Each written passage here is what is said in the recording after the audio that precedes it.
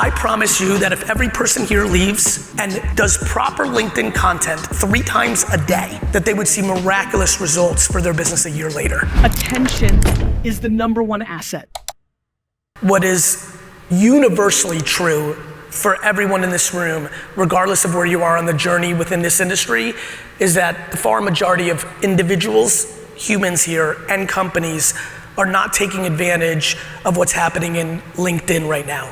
So just from a pure practical standpoint, there's so many wants and dreams and hopes and things that you want to happen in this room.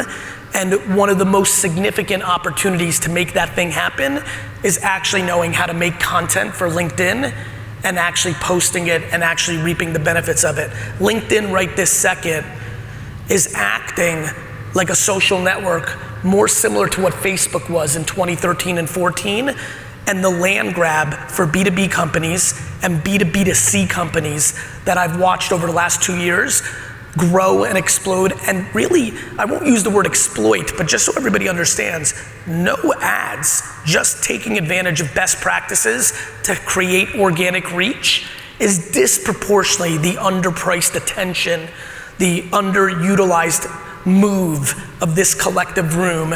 You can literally make videos and pictures and run $25 to $50, $100 on LinkedIn against employees of venture capital firms and reach them and not have to go to conferences and pray that you'll run into them in the hallway to pitch them your startup.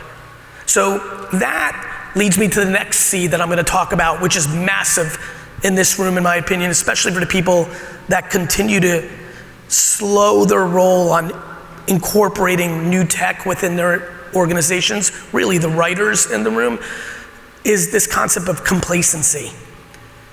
You know, I think there's a really interesting direct correlation with complacency and fear to growth of business, or my favorite, well, this is tried and true and this is how I got there, as if that's what's gonna get you to the next place.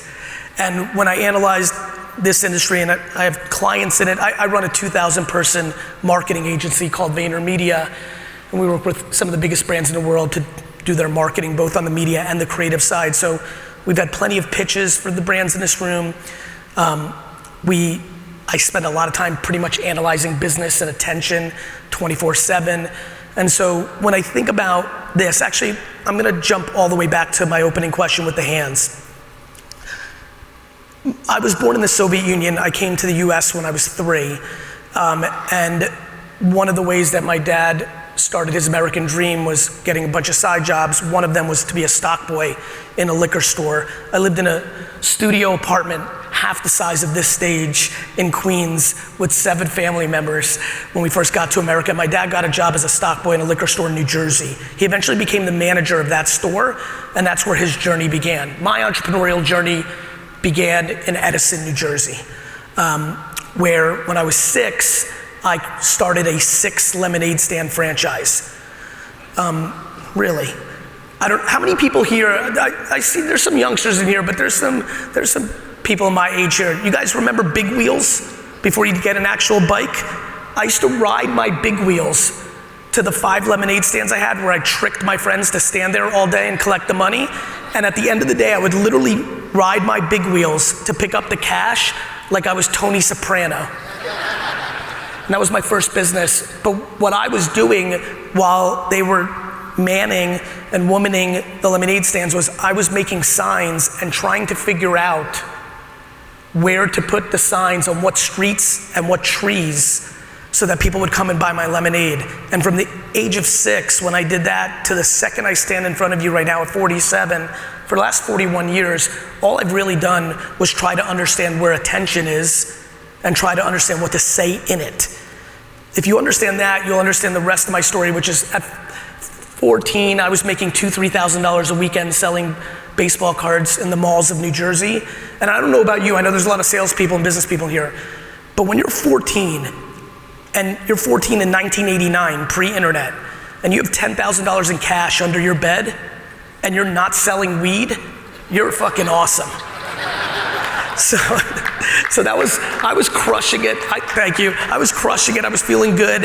And then my dad ruined my life. Oldest son, the only one born in the old country, turned 14, and now I have to go work in what is now my dad's liquor store, a small store in Springfield, New Jersey. And I went from making $2,000 a weekend to making $2 an hour bagging ice in the basement for 14 hours a day. I was just bagging ice for 14 hours a day. $2 an hour was the worst. Finally, I was 16 and I was finally allowed upstairs. And when I was stocking shelves, my life changed again because I realized on one fateful day that people collected wine, not just drank it. And I thought that was the coolest because I was into collecting comics and cards and all that stuff. And about 16, 17, I decided that I wanted to build the biggest wine store in the world for my dad. That was gonna be my passion. And this is when the story starts to make a lot of sense for this room. My great fear in this room is that a lot has happened in this industry over the last 7 years with technology. I think we can agree with that, right? If you start looking, I kind of did a lot of homework for this talk. Start looking at the mid 2015, that kind of area. A lot of you in this room started to finally make a transition from paper to technology, right? And then obviously COVID sped that up for a lot of people in the industry. But COVID also did the thing that we're dealing with now, which is it created an artificial growth, which is why we're in an artificial valley right now, and we're all dealing with that shit, and I'm sure a lot of you are thinking about that. What I'm worried about for the business owners in here that are considering technology is there's multiple things going on right now. The market's tougher. AI is looming. Real talk. Like no matter what you've read or what you've thought, I just want to remind, how many people here are over the age of 45? Raise your hand. For everybody who just raised their hands, you lived a full childhood before you went on the internet, like I did. I went right through high school never being on the internet. We have all, if we're over 45, in our grown-up life, young adult life, have watched technology completely change the world. My first ever talk was for like 13 people in Union, New Jersey at a Chamber of Commerce event in 1997 when I told them that I was going to build a website on the information superhighway on the World Wide Web. And I was gonna sell wine on it from my dad's liquor store. And I gave this passionate rant of what was happening and why this, that, and why some of you, I know all of you, are advertising in the yellow pages. Remember that shit, OGs? Kids, you have no idea how crazy the fucking world was pre-internet. And I gave this talk and I'm done and I feel like I fully laid out why the internet was gonna be big and I felt amazing, and literally those 13 people laughed directly in my face. The first guy raised his hand and said, "You're telling me that I'm going to go to a computer and buy a bottle of wine? Why wouldn't I just go to your fucking store?" And then everyone laughed. And I looked at all of them, I said, all of you are gonna laugh right now, and then someone like me is gonna go into your industry and make all of you fucking cry. And then it got quiet. And then it happened. What I'm worried about is when I was doing my homework, how many people still haven't advanced their tech stack? And I get why. I come from small business. I grew up with a father where every dollar mattered. And so I get that in a tough year, it's hard to unravel all your legacy tech and make the investment to cloud-based SaaS this and this, that, and retrain all your old. I promise you, I'm from the dirt. I really, really genuinely understand. The problem is we have a perfect storm of why you get hurt. Macro market, tough. Macro technology train coming very fast. You try to hold off for another year or two because you want this year's P&L not to be a disaster. And then we wake up in 2026 and 2027 and it's really ugly. That concerns me, and that's why I talk about complacency. My favorite strategy to watch in business is this one. This is the one that I've watched when the internet came along. This is the one that I watched when blogging came along. By the time social media came, which is why I'm an investor in Facebook, Twitter, Tumblr, all these companies very early on, was I had seen the pattern recognition. Your industry, all of you, are going to be wildly impacted by AI. You're also going to be wildly impacted by the blockchain. Don't let the greed and the ridiculousness of NFT summer confuse you of what's going on in the blockchain. A decentralized server that is owned by no one, that is a ledger, that is foolproof and non-manipulatable and zero cost is going to be where every contract on earth sits. All of them. It's really going to happen. By show of hands, how many people here know what a deep fake video is? Raise your hands, put up the lights, I just want to see. First of all, epic, good work. For the ones that didn't raise your hands, don't feel bad, it's still an emerging tech, but clearly either that Weekend Drake song or the Dame Lillard ESPN thing last week. So just for everybody to fully understand, for the last 100 years of society, the judge and jury has not been the Supreme Court in America. The judge and jury of our society has been video proof, right? Think about history. History will always tell you the future. There were human beings that used to live without video. Didn't exist. It was invented. It's not even that long ago. For the last 100 years, all proof has been the video proof. We are entering into a new era of technology and society that every person in this room in 5 years will not believe a single video they see. There will be more fake videos on the internet and on the news in the next half decade than real videos during that same period of time. Think about that. So what's going to happen is every company that produces video will first have to put it on the blockchain to show they were the people that made the video, and then it will go to the internet. We now take the internet for granted. It is infrastructure for this world. It is the biggest thing that happened to this industry in the last 25 years, and there's not even a close second. But it's only 25, 30 years old in the form that it is today. We take for granted that there won't be new technologies that come along. The blockchain and AI together over the next 20 years. How many people here plan on working for another, actually let me go a different way. How many people here plan on retiring in the next 5 years? And I don't mean you're gonna crush it next year and buy an island. I mean you're fucking old and you're finished. Raise your hands, retiring in the next 5 years, raise them. All right, let's clap it up for these 14 OGs. Enjoy the fishing, get that sunshine. For the 99.9% of the rest of you, this stuff is coming. And what I'm concerned about is it's hard to run a marathon when you're not on the treadmill setting up for it. The thought of how many people here are still in the same tech stack or not even in a tech stack in 2024, knowing what the world's gonna look like in 2030 is petrifying to me. 14 people in here are lucky because they're gonna be fishing and laying on the beach. But for the rest of you, if you feel like you're a step behind on tech, look, on the record, I don't like tech. I don't like innovation. I wish nothing changed. Every 5 years I figure it all out, start crushing, and then the shit changes. I'm annoyed. I understand. I don't want anything to change. I wish it was just email and Google AdWords like in 2000. I had it fully figured out. I wish it was before internet. My direct mail and newspaper ads crushed. I don't want this. I'm not a futurist. I don't think this is cool. I didn't even own a computer until I was 19. I'm actually not that interested in tech. I'm just interested in not going out of business. I'm just interested in growing. I'm just interested in not being delusional. When I said this is most people's tech and innovation and marketing strategy, I mean it. Most people, when they see new shit come, put their head, they see a huge tidal wave of innovation, they put their head in the sand and pray. And a very few amount of people grab a surfboard and ride it.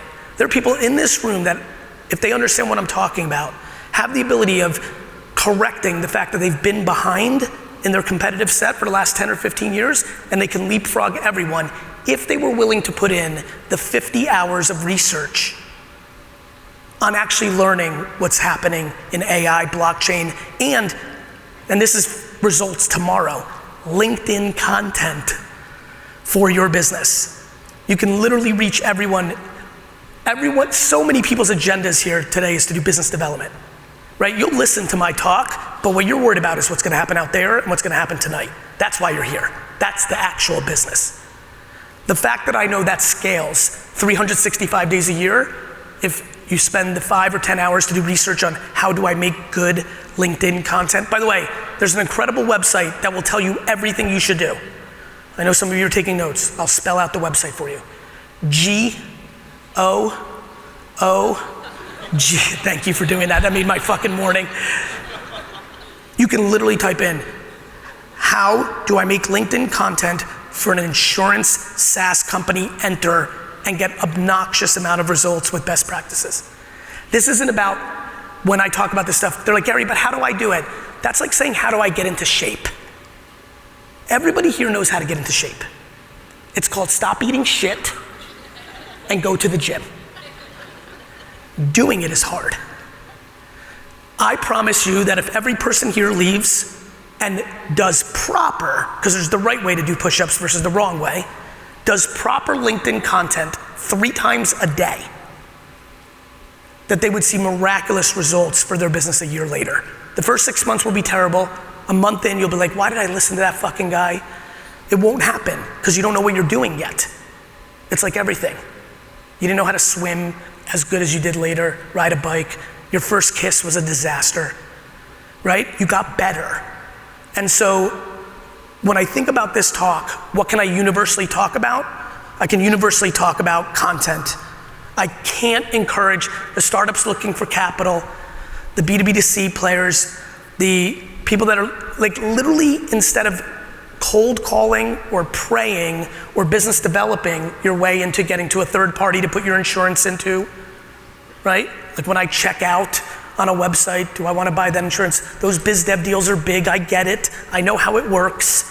I also know that almost everyone in that sector is not producing content for the e-commerce retailers to make them consider them. We're fully reliant on sales, when marketing and brand always beats sales. I love sales, I'm a salesman. But let me explain to you what sales is. It's what you do when you don't know how to market and brand. I need everybody to hear that. And I'm very aware of how people look at sales and marketing. People love sales in this room. It's black and white. Johnny got the gig. He brought home the bacon. Yay, Johnny, even though he's a fucking asshole. We'll talk about culture in a minute. But what we don't understand, and we think marketing is a waste. What did that video do for us? What's the ROI? Everyone wants to be so last touch attribution, ROAS, CAC. It's fine. It allows marketing and brand to win. Almost every piece of clothes that everybody is wearing here is not because they sold you and called you on the phone. It's because they built a brand and you want to wear it. Marketing and brand works. There's a lot of big brands in this room. You see what they put out. You think they're making these silly commercials on TV for their health? You think it's not working? You think they're spending hundreds of millions of dollars on these videos to put out to the world and distributing them because it's funny? They like it? It's ha ha ha? I promise you it's not. It's called business. And I think for even the smallest people here, 2 founders who started their SaaS business today and are here hoping to stumble into a VC who will give them capital during a very hard market, even for that early stage company, all the way to the top 5 brands in the building that are billions of dollars in market cap, understanding how to be a contemporary marketer, AKA, how do you make content for this? This is the television. And not for long, by the way. All of you that like hate that this is like, you hate that your kids are on social all day, wait till they sit in a pod on VR for the rest of their lives. You know what this is? This is the beeper. Remember the beeper? I know you do, you fuckers loved it. A lot of you didn't get a smartphone back in the early 2000s because you were like, I don't want anyone calling me whenever they want. I got my beeper, they got my pager, they'll hit me up and I'll call them when I want to talk to them, right? And then my favorite, let's talk about why people resist new technology. When this thing came out, I called my mom, who's the greatest. I called her and said, Mom, this thing is gonna change the world. And then I went out and I was speaking then and putting out content, and I would say, who's getting one of these? And too expensive, why? And you know why? Because you guys loved your fucking BlackBerry. You know why you loved your BlackBerry? You needed to touch the buttons because you knew how to type without looking. How many people here rocking a BlackBerry with us right now? Nice, 2. All right, I need to see it. I gotta buy it from you and sell it on eBay as a fucking antique. here's one thing that I would like to really land with this group that I think is like an easy sentence to remember that may stick in 2 years and 4 years and 5 years and help you make a decision. I believe the business world, and I believe humans in general, are obsessed with no. It's safe. They're obsessed with or. I can either do this or that. I really believe the most important word for almost everyone in this room is maybe. When new stuff comes, instead of no, for the stuff I'm talking, post 3 times a day on LinkedIn, your business will grow. Do you know how many people are here? No. Can't. Why? No. I've tried, it didn't work. You tried, but you sucked, right? Do you know what the ROI of a basketball is for LeBron James? Billions of dollars. You know what the ROI of a basketball for me is? Negative 10,000. I've torn both my meniscuses and haven't made $1 on it. Social media, LinkedIn, B2B marketing works. If it doesn't work for you, it's because you're not good at it. And these are the things we need to understand. Maybe. There are so many major things going on in the world right now from a technology standpoint that the biggest thing that I need to get to is get you into understanding the analogy I made 5 minutes ago. You will not be able to compete in 5 years, no matter who you are in the chain right now, if you do not up your mental and financial investment into understanding tech.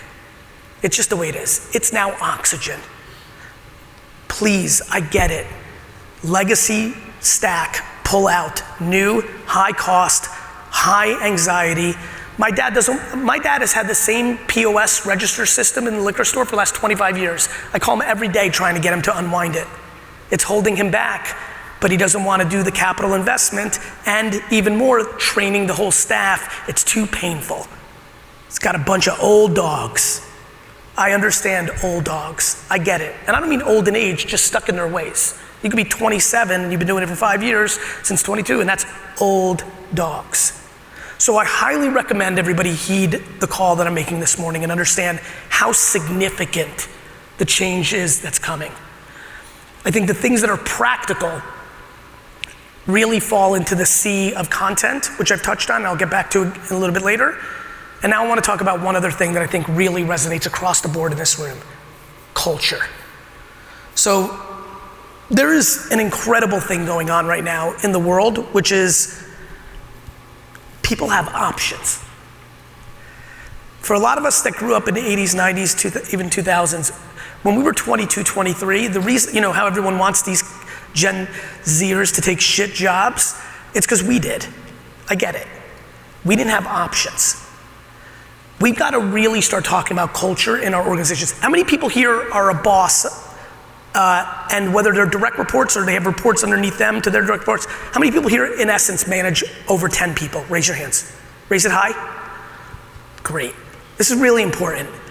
I think we're going through no different than the technology shift, and the big one was the internet, obviously in the late 90s, and now the big one that's brewing is blockchain and AI. I believe the biggest shift we're going through right now as businesses in this room is even bigger than the innovation. It's the requirements to be a successful organization from a culture standpoint in 2023. And I know this is on everyone's mind. It's on everyone's mind because people are dealing with remote work. I mean, I would say 50% of my employees that work remote probably work 1 hour a day. It's tough. We're dealing with that, right? We're dealing with what a lot of us deem as entitlement. 2 days ago, there was a TikTok video that went super viral because a young woman was talking about how unacceptable it was for her to be commuting to work. That didn't land with Gen X super well. But here's the problem. We can sit here and shit on the emerging generation, or we can understand the truth. There's a lot of people in this room that if they were born in a different era, when they were 22 or 23, would have not chosen a minimum wage job that sucked. They would have just built their business or their brand direct on TikTok or LinkedIn or somewhere else. These kids are not lazy. They have options.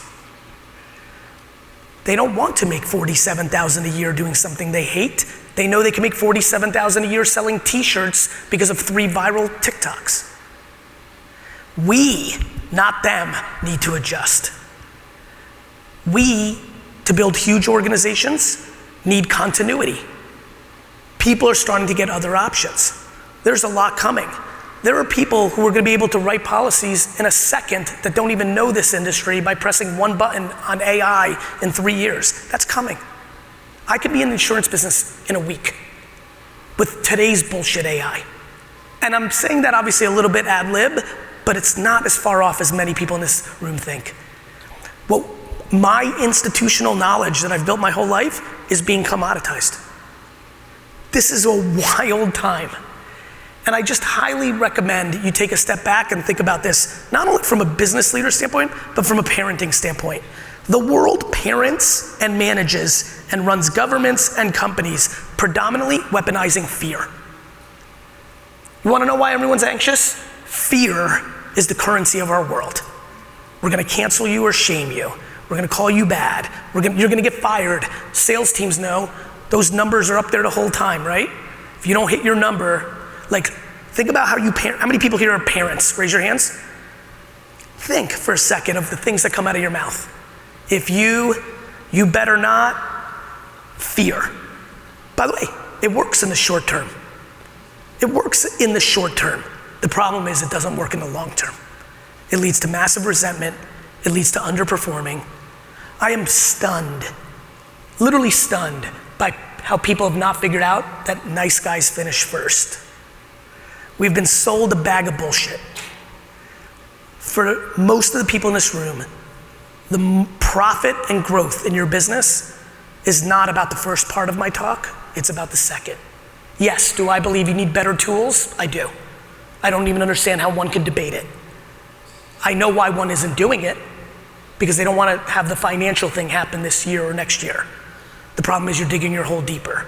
So I think that's very easy to understand for this audience if you have a half a brain. Where your growth is going to be is continuity and growth of your people. When people are happy, they perform better, not when they're scared. We have done an atrocious job in business over the last 70 years to play a game that is not sustainable and is about to hit a tipping point, not because they're entitled or lazy, but because they have options.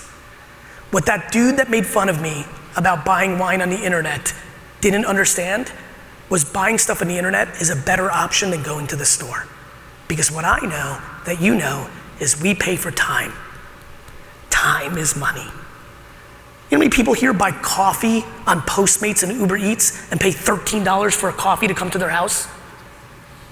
It's fucking insane. But we do it. We take an Uber. You know how much money people waste for convenience and choice? You know how many streaming services you're currently paying for that you don't use? It's what we do, right? And so I highly recommend, and I saw so many of your hands go up, which makes me super happy. If you are managing people, just ask yourself simple questions, real talk, not delusion. Do you think they like you? Do you make them feel safe? Because I promise you, what is the train that's about to hit all of us in the next 5 years is not just AI, blockchain, and more social media advancements. It is the culture within our organizations are going to be a very big deal. And I want everyone to understand as I'm talking, I'm not sitting up here talking foofy grandma stuff and its feelings and we're all soft. I'm talking about making fucking money. I'm a businessman. I call my organization the Honey Empire. We will win because we will treat each other with honey versus vinegar internally. But we're building an empire. That is not a soft word. I'm trying to buy the New York Jets. It's expensive. Mainly, who's a Jets fan in here? Raise your hands. All right, first of all, I fucking love you. Yeah, it's fucking hard out here. So I've been trying to buy the New York Jets for the last 35 years, mainly because I don't trust it. I want to win a Super Bowl and I only trust myself to get it done. So, thank you. So, So when I talk about this part, I'm always worried that the hardcore business person in here is like, I'm gonna check out and look at my iPhone real quick while he's talking about this, because this is bullshit. And I know why people think it, but the data is so clear. Actually, how many people here like football and know it a little bit? Raise your hands, I'll use the analogy. Good enough. Good enough, because I want to use it anyway. An offensive line, the people that protect the quarterback. The data shows that if those 5 guys don't get hurt in a season and have continuity, that the team massively overperforms. That's how I think about employees. We have long operated and led with fear, which actually leads to lack of retention. More importantly, a lot of you say, wait a minute, like some of you are being real with yourself right now and say, I'm not the greatest, but he's wrong, my team's been with me for a long time. It's because they don't think they have options.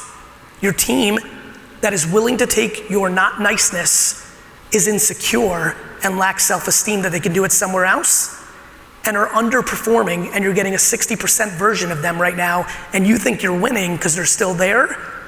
All retention is not equal. My friends, you want to leave with something, you want to note something down in your fucking head or in your notepads? All retention on your team is not equal. If your whole team's still there, but you're not setting the tone from the top, they're performing at 60%. And your little bursts of fear every quarter maybe is creating something a little arb, but it's just not winning. And so yes, what am I saying? I'm saying it's time for all of us to be nicer to our employees. Is anybody ready for that? Okay, you're not ready for it. Fuck it, do whatever you want. I really, really believe this. I really believe in that. And so that is pretty much the essence of this talk, which is, if you've been in business, how many people have been in business for over 20 years? Raise your hands. All of you know, shit changes, right? You didn't expect Google AdWords 20 years ago to build up brands you never heard of that are much bigger than the brands you grew up with. You didn't expect that silly thing. I remember 4 years ago, even after all the success I had and all the following I had, I was yelling and screaming 4 years ago that TikTok was gonna be next. And everybody laughed at me out of the room in the comments. They're like, that's for teenage girls dancing. I was like, Facebook was for college kids. Now the only people who are on Facebook are your fucking parents. People don't get it. They think things won't change because they don't want it to change. People don't think things will change because you don't want it to change because you understand how to do it now. I get it. I've been managing people since I was 22. And I love HR, so I do a lot of one-on-ones. I get it for all the bosses here. I'm not enjoying these 15-minute sessions where I'm a therapist and their mother and father.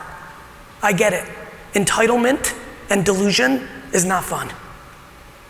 But things change, and we have to change with them. I believe you'll have less of those meetings if you fix the well, not the sink. The last 15 minutes has been about the well. Do you actually care about your employees, or are they faceless at the end of the day trying to hit a number? That is a very profoundly honest question that you have to ask yourself.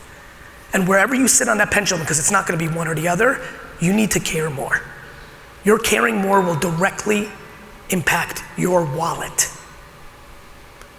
It also feels better, by the way. You'll like it, I promise. You'll learn to like it. It'll get better. So that's that. I want to go back to content because I want to leave with tactical things before we get out of here. I want to talk about the LinkedIn thing. I'm going to bash it into your head one more time before I get out of here. This LinkedIn thing is crazy. This LinkedIn thing is crazy.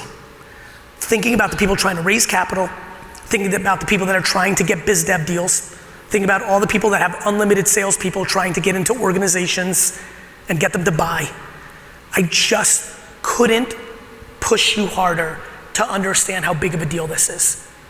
Now, you have to be good at it, which is why I want you to do it for a while.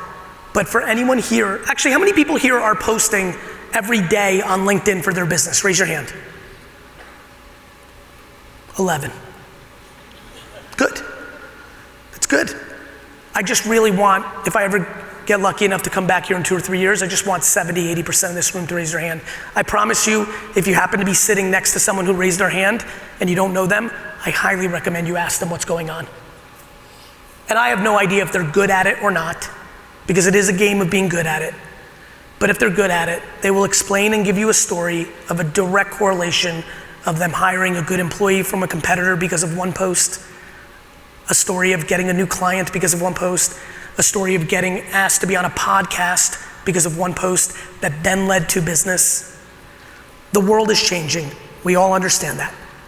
But it's changing faster than people realize. All my content, and I do have a lot of followers like the intro said, and a lot of them are international. For the people that stood up earlier from all the countries around the world, all of my content in 2024 will be fully translated to their native language. So I have a huge page, I have a huge following in Arabic, I have a huge following in Portuguese, in Brazil, I have a huge Spanish following, I have GaryVee Espanol in Portuguese and all that. And all that content today is me talking and then subtitled. Every piece of that content in 2024 will be me speaking in that native tongue, fully in my voice because of AI, and AI to my lips, so it doesn't even feel weird dubbed. It will be as I'm talking. We are really going into a new era. And so what I ask is this, as I wrap up. If you came to this conference, you didn't have to. If you came to this conference, my belief system is that you're ambitious, that you're hungry, that you're still growing. I don't understand that you would be willing to schlep to Vegas for a conference for a couple of days, but you aren't willing to spend 10 hours of real research on every new trend. Instead of taking one headline you read about AI or one friend saying something and taking it as your own and your belief system, why not actually Google, how do I use AI in insurance tech? Enter. How about 10 hours of research per every new thing? Whether you believe me or not, on LinkedIn content can double your business if you become crazy about it.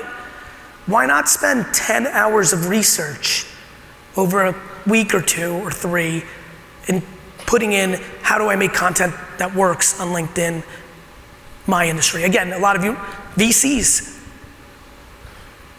in this room. Good deals are competitive.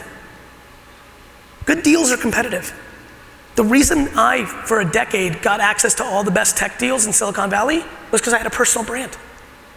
I didn't compete for them, they came to me. Sales versus marketing. Sales, you have to go and ask.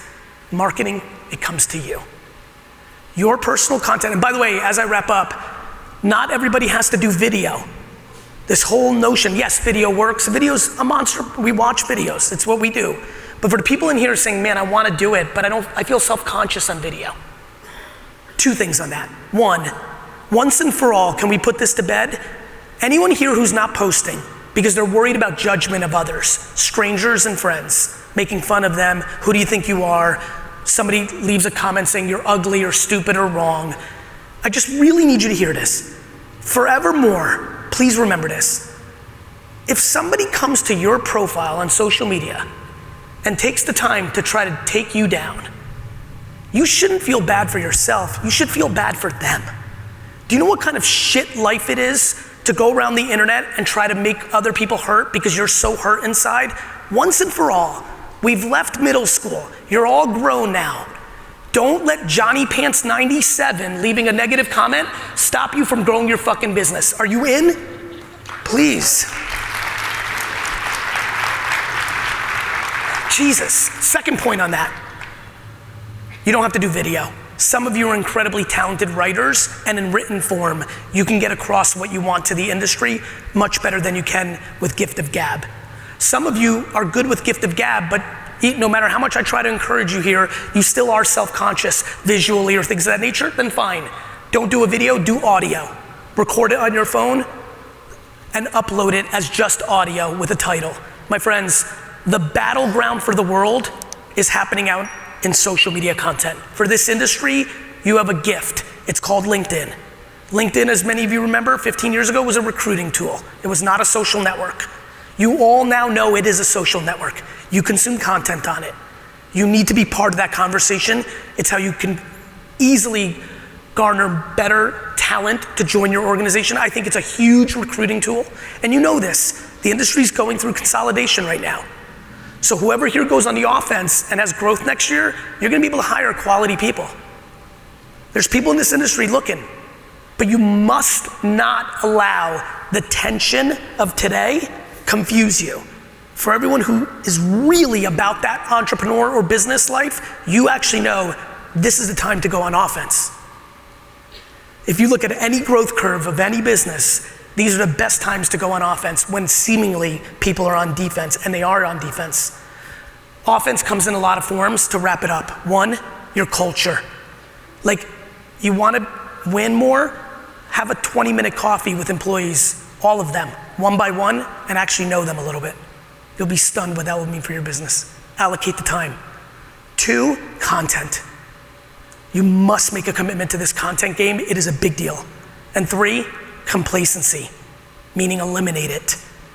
You praying that it's not gonna happen doesn't stop it. Technology and innovation is undefeated against our subjective wants and needs as individual humans. It doesn't matter that you didn't like it, it happened. And it's happening in a big way, and it will impact this industry in a big way. And for a lot of you, if you get on the treadmill now, it won't be as bad to run the marathon in 5 years. I don't need you to become Steve Jobs. I need you to start dabbling a little bit to protect yourself from the acceleration of the next decade. Thank you. Thank you.